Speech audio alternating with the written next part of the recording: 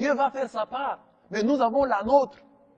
Nous allons dans une banque pour nous servir, on nous fait attendre 2 heures. Nous ne réclamons pas. Est-ce qu'à la banque, là, il y a une armée qui va tirer sur vous? Nous sommes dans un état de droit. Vous ne savez pas réclamer vos droits. Nous ne savons pas réclamer nos droits. Un policier nous arrête arbitrairement, nous nous laissons faire. Quand est-ce que les policiers vont commencer à craindre les citoyens? Quand est-ce que les chefs de l'État, les ministres, les députés vont commencer à craindre le peuple? Nous ne pouvons pas passer à longueur des journées entières en priant. Dieu change notre pays, mais réclamons nos droits. À la maison, nous aimons nos parents, non?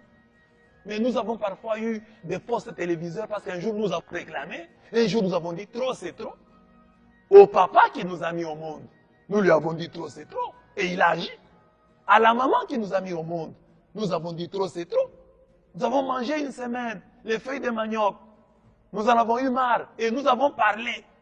Et maman s'est débrouillée, elle est allée chercher un peu de poisson. Nous avons mangé du poisson ce jour-là. Ça vous est déjà arrivé? Mais vous n'avez pas créé une opposition contre votre maman.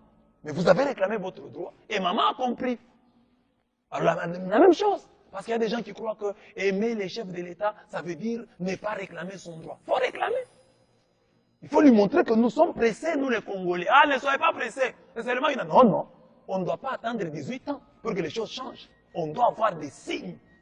Quand vous prenez le pouvoir, donc vous devez avoir la volonté de faire de changer les choses. On doit voir que les lignes sont en train de changer. Même si on n'a pas tout, mais on doit voir quand même, ah ça commence à changer. Même l'esprit a déjà changé. On doit sentir, le Congolais doit sentir. Et ça, nous devons le faire.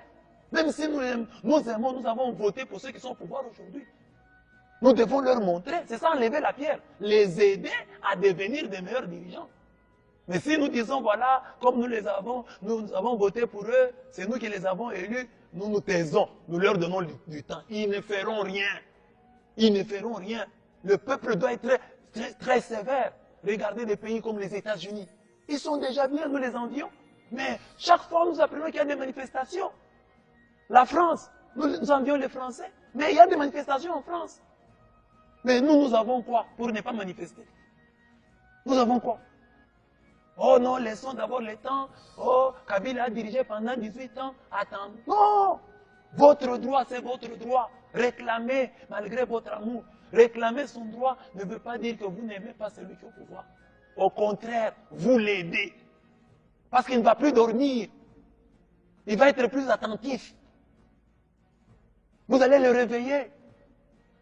Quand il apprend que là où on a voté le plus pour moi, les gens réclament ceci, mais il va se réveiller. Le sommeil politique produit des monstres. Le sommeil de la raison produit des monstres. Mais le sommeil aussi en politique produit des monstres. Enlevons la pierre et Dieu fera le miracle.